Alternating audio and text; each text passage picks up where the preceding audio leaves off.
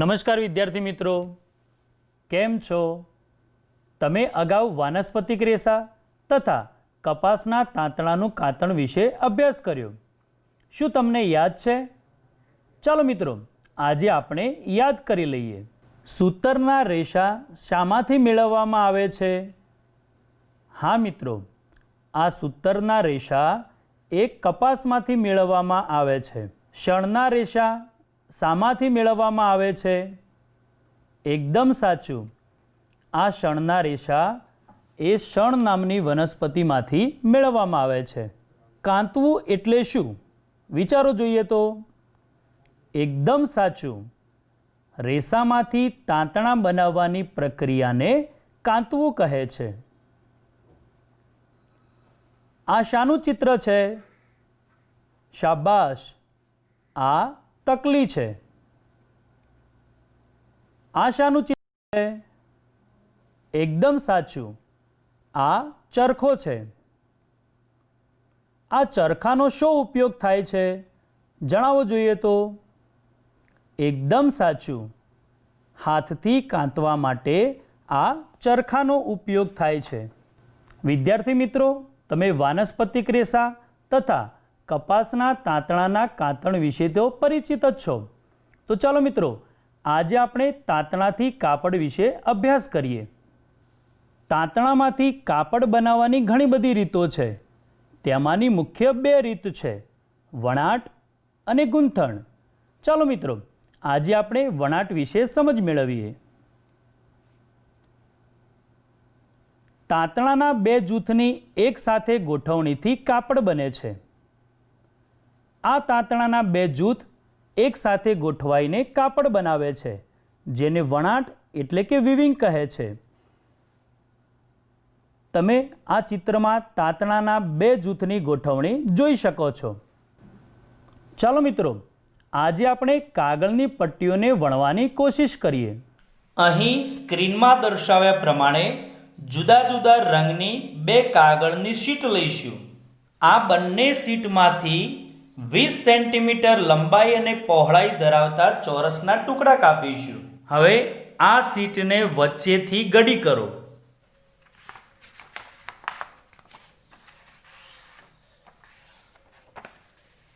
અહીં સ્ક્રીનમાં દર્શાવ્યા પ્રમાણે 2-2 સેન્ટીમીટરના અંતરે આ પ્રમાણે એક તૂટક રેખા દોરીશું. કાતરની મદદથી આ તૂટક રેખાને કાપીશું. આ પ્રમાણેની આપણી શીટ તૈયાર થશે. હવે આ એક બીજી શીટ લઈશું. સ્ક્રીનમાં દર્શાવ્યા પ્રમાણે 2-2 સેન્ટીમીટર પહોળી પટ્ટી કાપીશું. હવે આ શીટની કપાયેલી જગ્યાએથી બીજી શીટની પટ્ટીઓને વારાફરતી શીટમાં વણીશું.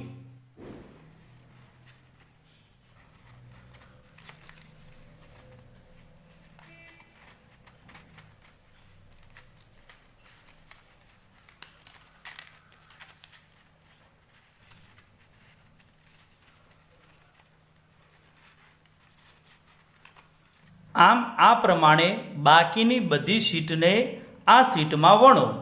મિત્રો, આમ આ રીતે કાગળની પટ્ટીઓ વડે વણાટ થઈ ગયું. મિત્રો, આ જ પ્રમાણે તાંતણાના બે જૂથને વણીને કાપડ તૈયાર કરવામાં આવે છે. જો કે આ રેસો એ કાગળની પટ્ટી કરતાં ખૂબ જ પાતળો હોય છે, તેથી તેને સાવચેતીપૂર્વક વણવામાં આવે છે. મિત્રો, આ પ્રવૃત્તિ તમે ઘરે કરી તેની નોંધ તમારી નોંધપોથીમાં કરશો. કાપડનું વણાટ કરતા સાધનને સાળ કહે છે.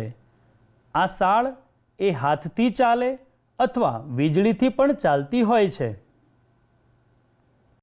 પેન્ટ શર્ટ, સાદડી, ચાદર વગેરેને આ વણાટ કરીને બનાવવામાં આવે છે. ચાલો મિત્રો, આ વણાટ સંદર્ભે એક વિડીયો નિહાળીએ.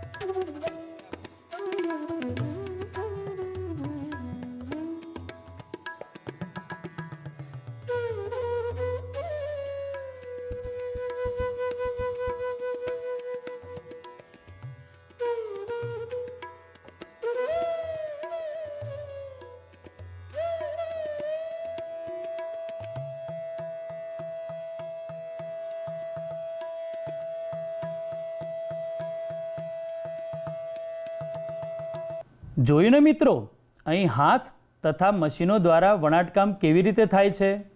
મજા આવી ને? આમ આપણે વણાટ વિશે સમજ મેળવી. હવે આપણે ગૂંથણ વિશે સમજ મેળવીશું. શું તમે ક્યારેય વિચાર્યું છે કે સ્વેટર કેવી રીતે બને છે? હા મિત્રો, આ સ્વેટરને એક જ તાંતણા વડે ગૂંથીને બનાવવામાં આવે છે. એક તાંતણાને ગૂંથીને કાપડ તૈયાર કરવામાં આવે છે, જેને ગૂંથણ એટલે કે નીટિંગ કહે છે. સ્વેટર, મોજા, મફલર અને બીજા ઘણા બધા કપડાં આ ગૂંથેલા કાપડમાંથી બનાવાય છે. આ ગૂંથણ અંકોડી જેવા સાધનની મદદથી હાથ વડે તથા મશીન વડે પણ કરવામાં આવે છે. તો ચાલો મિત્રો, આજે આપણે ગૂંથણ સંદર્ભે એક વિડીયો નિહાળીએ.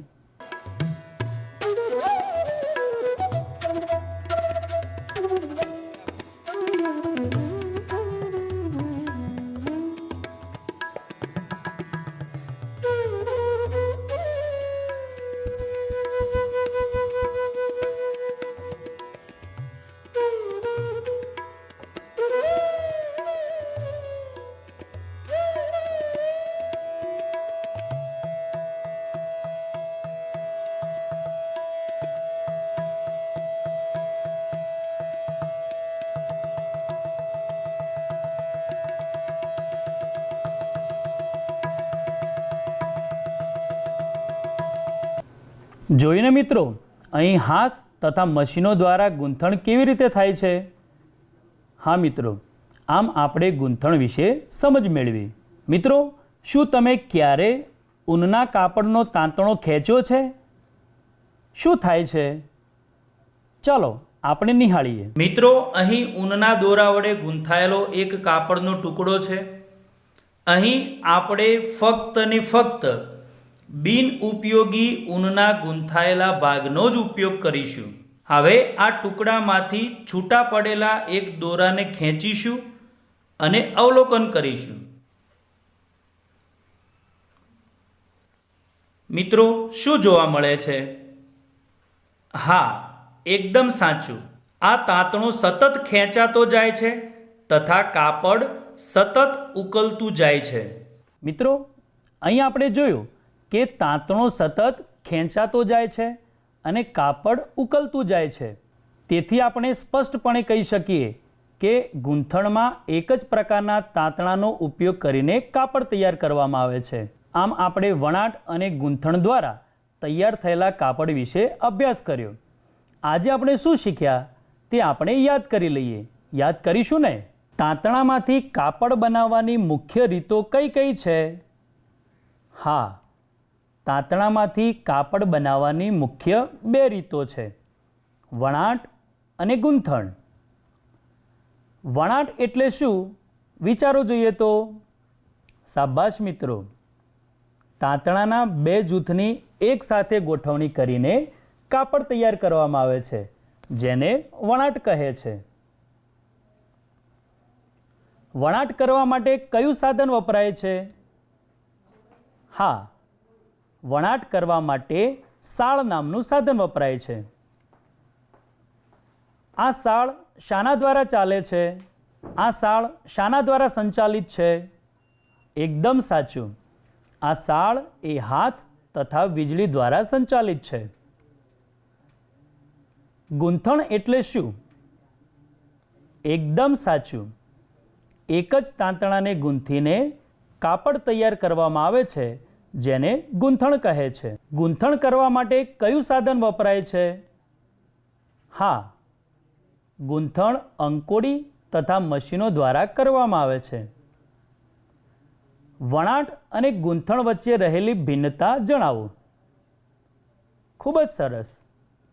વણાટમાં બે જૂથના તાંતણાઓની ગોઠવણી કરીને કાપડ તૈયાર કરવામાં આવે છે, જ્યારે ગૂંથણમાં એક જ તાંતણાને ગૂંથીને કાપડ તૈયાર કરવામાં આવે છે. વણાટથી કયા કયા કાપડ તૈયાર કરવામાં આવે છે? વિચારો જોઈએ તો. હા, એકદમ સાચું. વણાટથી પેન્ટ શર્ટ, ચાદર વગેરે કાપડ તૈયાર કરવામાં આવે છે. ગૂંથણથી કયા કયા કાપડ તૈયાર કરવામાં આવે છે? વિચારો જોઈએ તો. હા, ખૂબ જ સરસ. ગૂંથણથી મોજા, સ્વેટર, મફલર વગેરે કાપડ તૈયાર કરવામાં આવે છે. મિત્રો, આજે હું તમને એક પ્રોજેક્ટ કાર્ય સોંપીશ. આ પ્રોજેક્ટ એ તમારા ઘરમાં રહીને જ કરવાનો છે. તમારા ઘરમાં રહેલા વિવિધ પ્રકારના કાપડને એકઠા કરો. આ દરેક કાપડનું અવલોકન કરીને વણાટ અને ગૂંથણમાં વર્ગીકૃત કરો અને તેની નોંધ તમારી નોટબુકમાં કરશો. મિત્રો, આજે આપણે તાંતણાથી કાપડ સંદર્ભે વણાટ અને ગૂંથણ વિશે સમજ મેળવી. મિત્રો, અહીં દર્શાવેલી તમામ પ્રવૃત્તિઓ તમે ઘરે કરશો અને તેની નોંધ તમારી નોટપોથીમાં કરશો. મને આશા છે કે આજે આપને ખૂબ જ મજા આવી હશે. આભાર.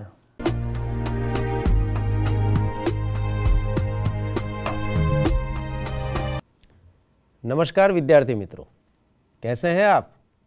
मज़े में? बहुत अच्छा. इससे अगले तास में आपने भाषा सत्ता के तहत विराम चिन्हों का परिचय प्राप्त किया था, याद है ना? हाँ, और उसमें विराम चिन्ह के जरिए भाषा किस प्रकार से प्रस्तुत होती है ये भी हमने जानने का प्रयत्न किया था.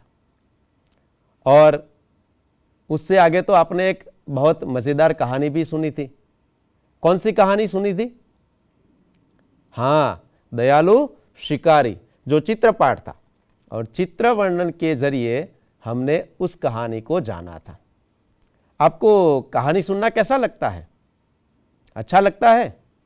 बहुत मज़ा आता है. ठीक है, तो आइए आज मैं आपको एक कहानी सुनाने वाला हूँ. सुननी है ना?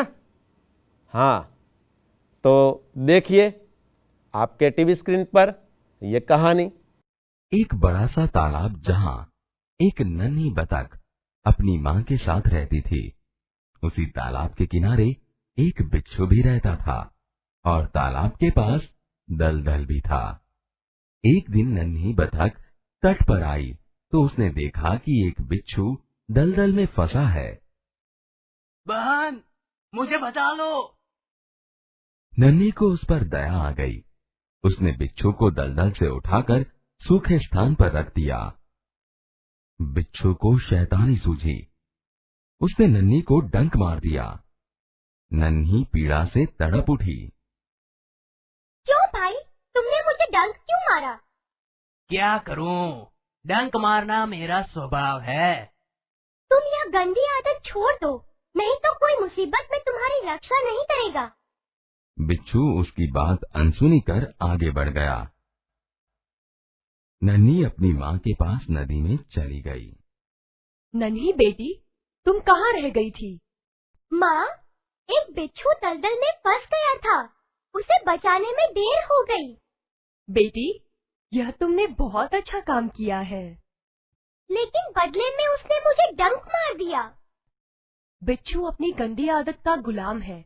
तुम उसे चाहे कितनी बार बचाओ, वह बार बार डंक मारता रहेगा. माँ, मैं उसकी गंदी आदत छुड़ाकर रहूंगी. कुछ दिन बाद बिच्छू के प्राण पुनः संकट में पड़ गए. इस बार वह पानी की धारा में जा गिरा और डूबने उतराने लगा. मौत सामने देखकर बिच्छू को नन्ही की याद आई. वह नन्ही को पुकारने लगा. नानी, नानी, नानी. नन्ही ने उसकी करुण पुकार सुन ली. वह झपटकर बिच्छू के पास आ गई. अब मैं इस गंदे स्वभाव वाले बिच्छू को नहीं बचाऊंगी. बहन, मुझ पर दया करो. नन्ही का मन डोल गया. हो सकता है इसने अपनी गंदी आदत छोड़ दी हो. नन्ही ने बिच्छू को दोबारा जीवन दान दिया. बिच्छू ने अपने स्वभाव के अनुसार उसे डंक मारने के लिए आगे बढ़ा. नन्ही उसका इरादा समझ गई. बिच्छू भाई, ठिठक क्यों गए? डंक मारो. बिच्छू शर्म से पानी पानी हो गया. बहन, एक बात बताओ, मैंने सदा तुम्हारे साथ विश्वासघात किया, फिर भी तुमने मेरे साथ भलाई ही की. ऐसा क्यों? भलाई करना मेरा स्वभाव है। मैं तुमसे बदला लेने के लिए अपनी अच्छी आदत क्यों छोड़ दूं? मेरा काम बचाना है। मैं मुसीबत में पड़े को बार बार बचाती रहूंगी। तुम्हारा काम डंक मारना है। तुम मारते रहो। देखती हूँ कौन जीतता है। नन्ही बहन, आज तुम जीत गई। मैं वचन देता हूँ, अब मैं किसी निर्दोष जीव को डंक नहीं मारूंगा। नन्ही खुश होकर नदी में चल दी। बेटी, कहाँ देर कर दी? नन्ही ने पूरी घटना बता दी। प्यारी समझदार नन्ही, भले लोग अपनी बार बार की भलाई से इसी तरह बुरे लोगों को भला बनने की राह दिखाते हैं। नन्ही प्रसन्न होकर थिरकने लगी। बोध, इस कहानी से हमें ये सीख मिलती है कि अच्छे लोग अपनी बार बार की भलाई से इसी तरह बुरे लोगों को भला बनाने की राह दिखाते रहते हैं। विद्यार्थी मित्रों, कैसी लगी कहानी? मजा आया ना? और इस कहानी में कौन कौन से पात्र थे आपने देखे ना? और क्या आपने इनको देखा है? कभी देखा है? कहां पर? अरे वाह, आप तो इन्हें पहचानते हैं। और कहानी बिल्कुल छोटी है, लेकिन इस छोटी कहानी में भी जो नन्ही है वह हमें बहुत सारी बातें सिखाती है ना? ठीक है, तो अब आपको अपनी किताब खोलनी है। और कौन सी इकाई थी ये? हाँ, ये भी आपको पता चल गया है ना? तो अपनी किताब खोलिए और निकालिए समझदार नन्ही। और यहां से मैं इस इकाई का पठन करने वाला हूं, यानी कि मैं कहानी का यहां से पाठ करूंगा। आपको सुनना भी है और मेरे साथ साथ कहानी पढ़ते भी जाना है। इस कहानी के जरिए भाषा के कुछ नए शब्द और कुछ भिन्न बातें भी सीखनी है। ठीक है, तो मैं यहां से कहानी का पठन करता हूं। मित्रों, यहां पर इस कहानी के हर एक विधान में जुड़े हुए कुछ नए शब्द भी हमें जानने हैं, है ना? तो आइए, अब आपको भी मेरे साथ इन वाक्यों को पढ़ना है और समझना भी है। नन्ही बतख तट पर आई तो उसने देखा कि एक बिच्छू दलदल में फंसा है। कौन फंसा है? तो बिच्छू। किसने देखा? बतख ने। मैंने शुरुआत में आपसे एक प्रश्न पूछा था कि क्या आपने बतख को देखा है? बतख दिखने में कैसी होती है? तो देखिए, देखा है ना? तो नन्ही इसी प्रकार की छोटी थी, यानी कि बच्ची थी, इसीलिए उसकी मां उसे हमेशा नन्ही कहती थी। और इस नन्ही ने बिच्छू को देखा, और बिच्छू कहाँ फंस गया था? दलदल में। बिच्छू को तो आपने देखा ही होगा, देखा है ना? हाँ, और ये बिच्छू फंसा था दलदल में। दलदल आपने देखा है क्या? दलदल का अर्थ आपको पता चला? दलदल को हम कहते हैं कीचड़, यानी कि जब मिट्टी और पानी घुल मिल जाते हैं और कीचड़ बन जाता है कि उसमें फंसने के बाद निकलना मुश्किल हो जाता है। और इस ऋतु में तो हमें यह पता चलता है कि भाई बारिश के कारण जगह जगह पर दलदल हो जाता है ना? तो ऐसे ही दलदल में बिच्छू फंस गया था।